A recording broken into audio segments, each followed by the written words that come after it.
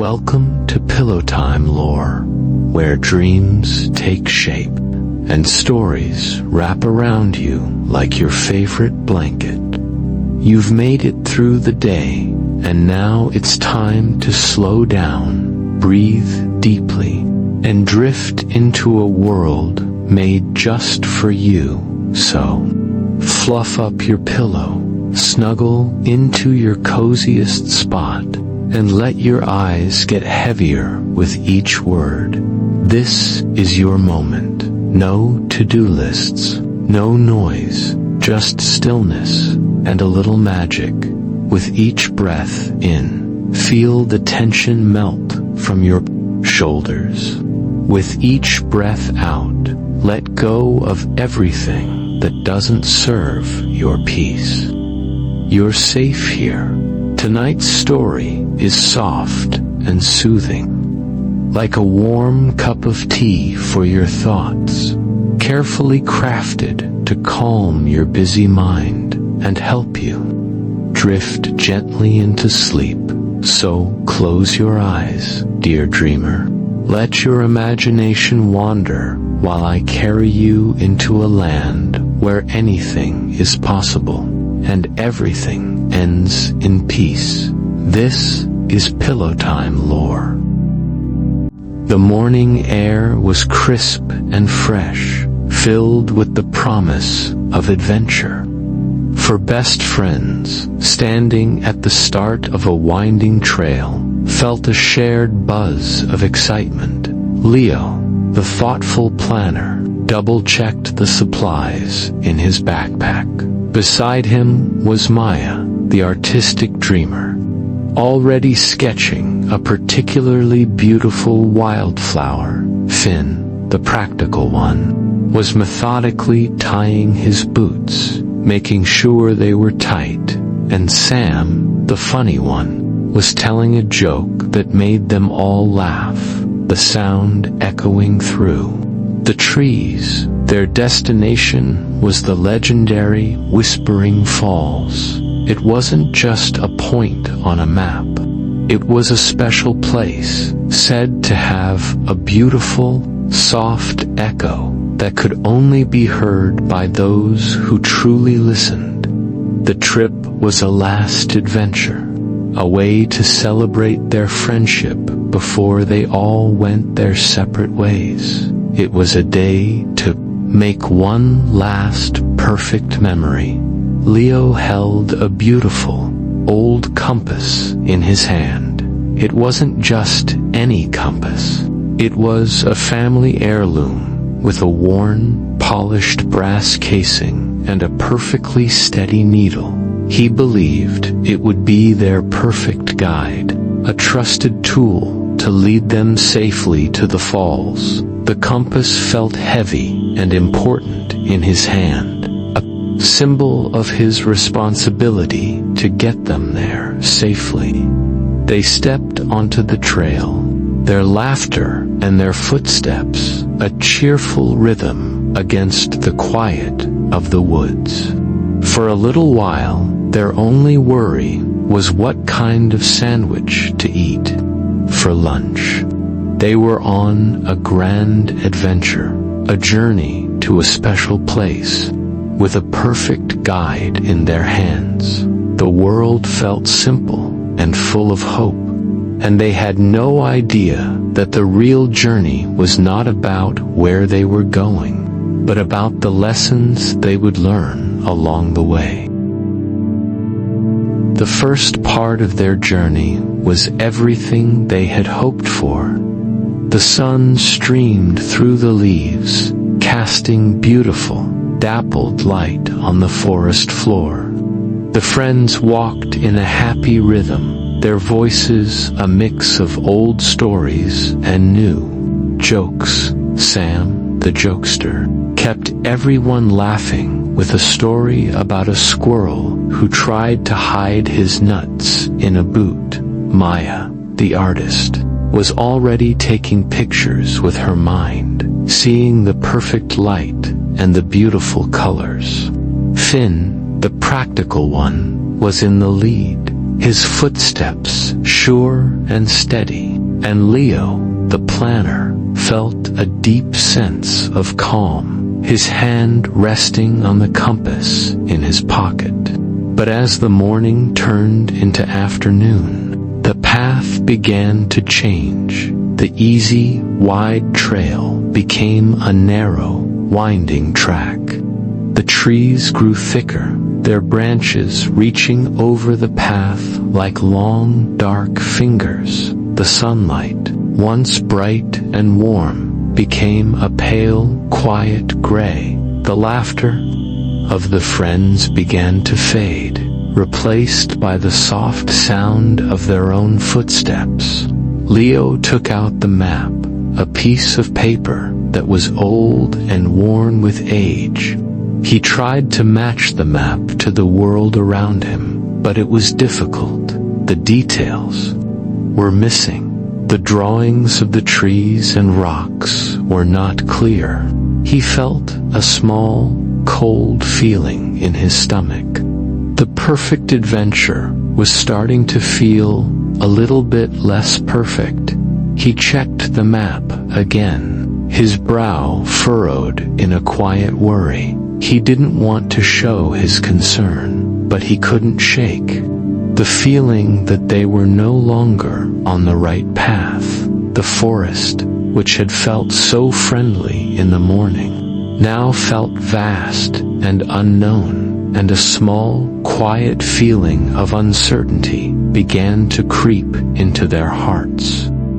The quiet uncertainty of the afternoon gave way to a tricky, rocky path, their footsteps careful and quiet.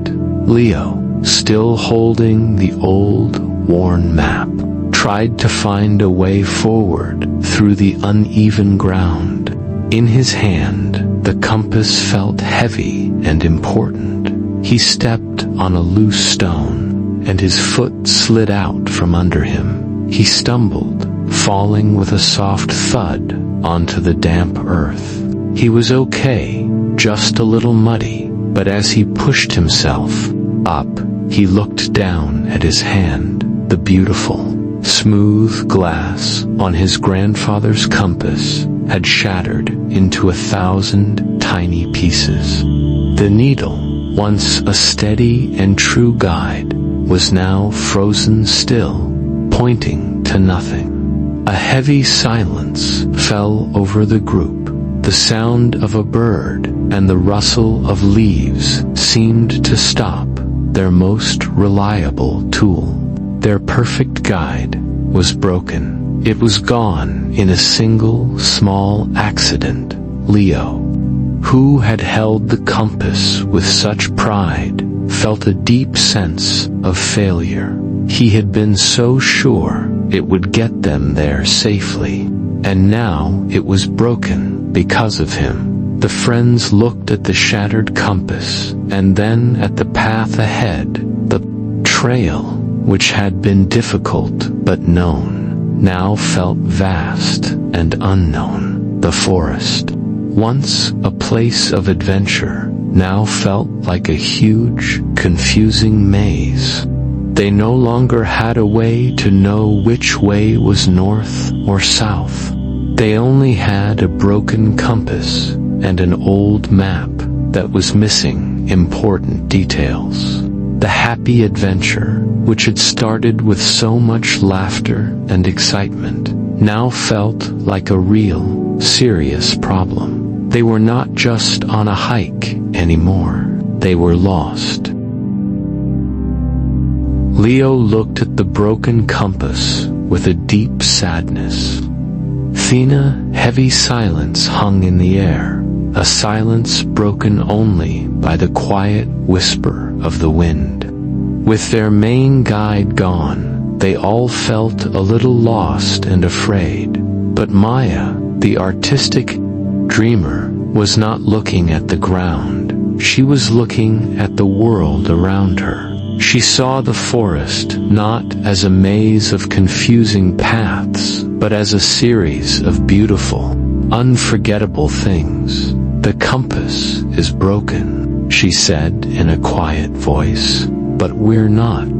She took out her sketchbook, a small book she had been using to draw wildflowers and birds. "We don't need a map of north and south. We can make a new kind of map." Maya started to draw.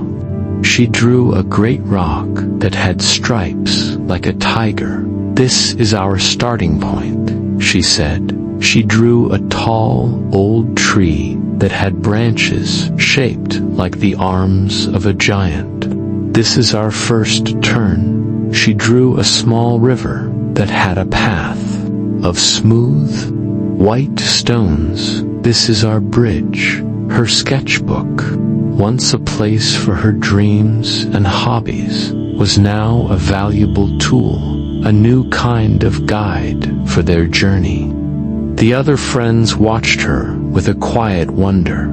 Leo, who had always relied on numbers and directions, now saw the beauty in her new map.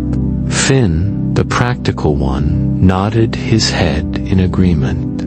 Maya's new map was not perfect, but it was beautiful, and it was filled with things they could see and remember. The forest, which had felt so vast and unknown, now felt like a place of secrets waiting to be found. They no longer had a broken compass, but they had something better, a new way to see the world.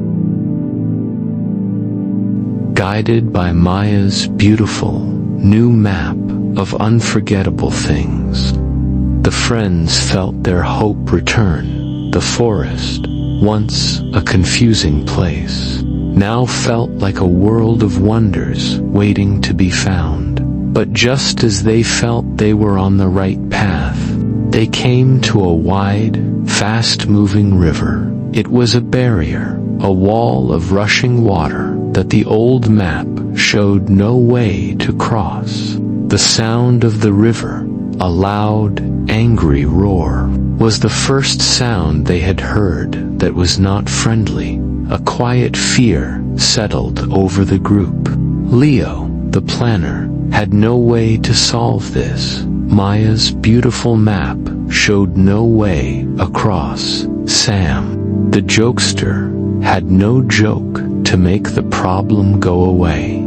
It was Finn, the practical and reliable one, who stepped forward. While the others worried, he began to study the river. He didn't look at the map. He looked at the water itself.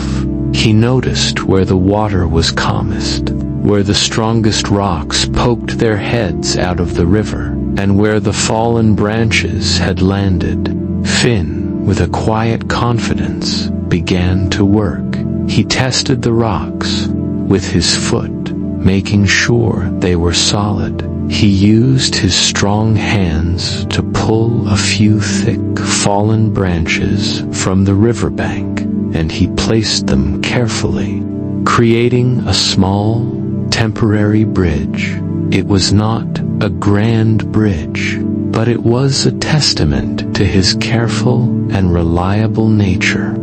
He had a way of seeing solutions where others saw only problems.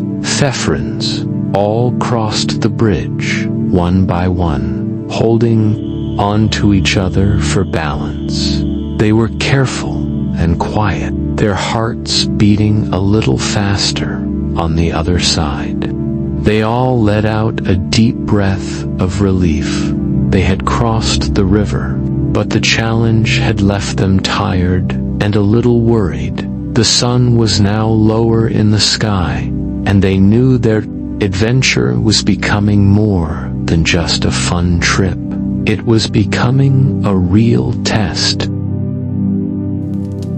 The last light of the sun was a faint, orange line on the horizon as the friends finally stopped. The relief from crossing the river was now a distant memory, replaced by a cold, quiet dread. As they looked around, they all came to the same unspoken conclusion. they were truly lost. The atmosphere, once filled with laughter and hope, was now thick with tension. The night was coming, and they were alone in a vast, unknown forest. Leo, the planner, sat down heavily on a log. He took out the broken compass and looked at it. Its shattered glass, a reflection of his own feelings. He felt the weight of his failure like a heavy stone. He was supposed to be the leader, the one who knew the way, but his guide was broken because of him. A quiet fear that he had failed his friends. And their adventure began to creep into his heart. Maya, the artist, looked at her sketchbook. The beautiful drawings of a sleeping bear tree and a tiger-striped rock now seemed like childish scribbles. She felt a deep sadness, a fear that her way of seeing the world was not enough. She had trusted her art, and now it seemed useless in the face of their real problem. Finn, the practical one, was moving around, checking the supplies and looking for a safe place to rest for the night. His brow was furrowed with a deep worry. He felt the burden of keeping them all safe, a heavy weight on his shoulders. The responsibility for their physical well-being felt immense, and he was unsure if his practical skills were enough. Sam, the jokester, tried to tell a joke, but his voice was weak. No one laughed. The joke fell flat, a small echo of his own anxiety. He stopped talking, his usual energy gone. The silence that followed was heavy and filled with their unsaid fears. The perfect adventure had become a real, serious problem, and they were all scared. The sun had disappeared completely, and the forest was a world of shadows and cold.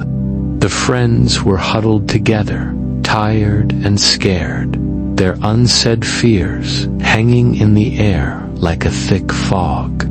Sam, in a last attempt to lighten the mood, made a joke about a hungry bear. No one laughed.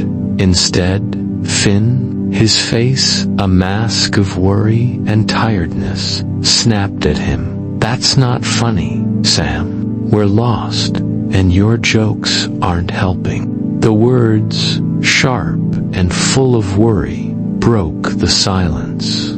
Leo, feeling the weight of the broken compass, stood up. "I'm sorry. Okay, the compass broke. I messed up." His voice was shaky. "I'm a terrible leader. I thought I could get us there, but I can't." Maya, feeling hurt by the words, looked at her sketchbook. The map of beautiful things that now seemed so useless in the dark. "My map isn't good enough, is it? It's just a silly game to you all." Her voice was soft but full of pain. "My art is just a silly game." The words hung in the cold air, each one a small, sharp knife. The argument was a breaking point, a release of all the fear and frustration they had been holding inside. Sam, the funny one, looked at them, all his usual energy gone. "My jokes? They're not a game," he said, his voice small. "I tell them because I'm scared. I'm always scared. The jokes are what I do when I don't know what else to do."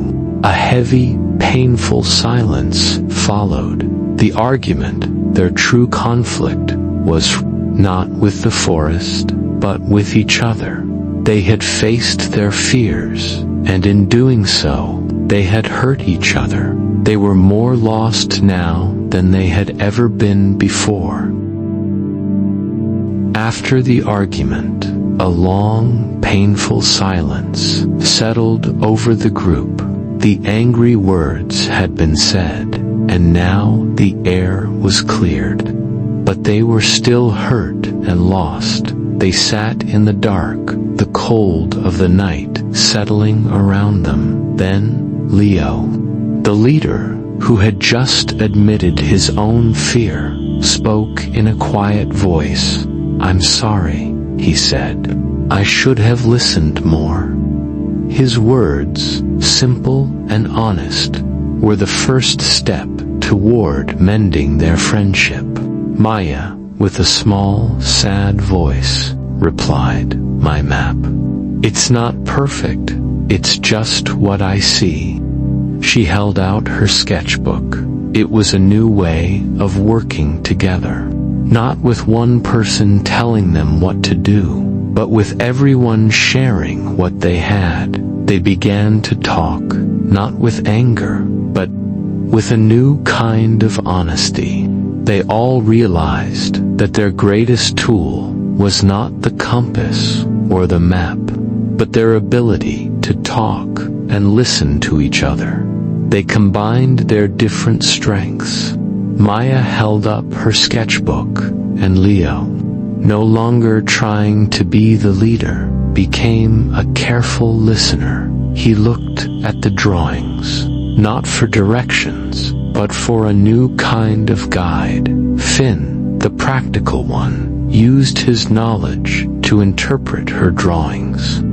He pointed to a certain type of rock in her sketch and said, "I think that means we are near the old riverbed." Sam, no longer hiding behind jokes, simply listened, his quiet presence a source of strength. The friends, with their broken compass now forgotten, started to work together in a new way. They were still lost, but they were no longer just a group of individuals. They were a team. They had faced their fears, and in doing so, they had found a new, stronger kind of courage. After their honest words had mended their friendship, the friends felt a quiet strength they hadn't had before. They were still lost in the dark, but they were no longer afraid. Their new guide was not a map or a compass, but a beautiful, soft sound. It was the faint, gentle sound of water, a whispering echo that they had all heard but had not truly listened to. The sound was not loud, but it was clear, a quiet promise in the dark. They began to walk toward it, their hearts now filled with a quiet trust in each other. They moved as a single team, not as four separate people. Leo, the planner, wasn't leading, he was simply listening, his ears open to the whisper. Maya, the artist, used her amazing eye to find the path in the dark, seeing shapes and shadows that others would miss. Finn, the practical one, used his strong hands to help them over rocks and roots, and Sam, the funny one, was now quiet, but his presence was a source of great comfort. They walked for a long time, the whispering sound growing louder and clearer with every step. The journey through the night was a beautiful, quiet experience. The forest, which had felt so scary, now felt like a friendly, peaceful place. They were finding the falls, not by following a guide, but by following a new kind of knowledge. A knowledge that came from their trust in each other and in the world. The whispering echo was a reward for their honesty, a beautiful gift for their friendship. They knew that the journey was almost over, and their hearts were filled with a deep sense of peace. The whispering echo became a clear, beautiful sound, and soon the friends saw a soft light ahead. They had found the Whispering Falls. It was a beautiful sight under the moonlight, a curtain of water that did not roar or crash, but sang a gentle, quiet song. The falls sang of peace and calm, a sound that washed away all their fears and all their worries. They sat there on a smooth rock, watching the water and feeling a deep sense of peace. The journey was over, but they all knew that the trip had never been about finding the falls. The falls were a beautiful place, but the real adventure had been about finding a stronger connection with each other. The broken compass had been a hard lesson, but it had led them to a new kind of compass, one made of friendship, trust, and honesty. They looked at each other, their faces lit by the moon, and they felt a bond that was stronger than any map or any plan. They spent the rest of the night by the falls, listening to the quiet song of the water. When morning came, they were no longer just friends who were going their separate ways. They were a team, forever bonded by the journey that had taught them that the greatest tool for any adventure is a kind heart and an honest voice. The trip had not just been a last adventure. It was the start of a new, stronger friendship. They returned from the trip, not with a perfect compass or a clear map, but with a new understanding of what it means to truly trust and listen to the people you love.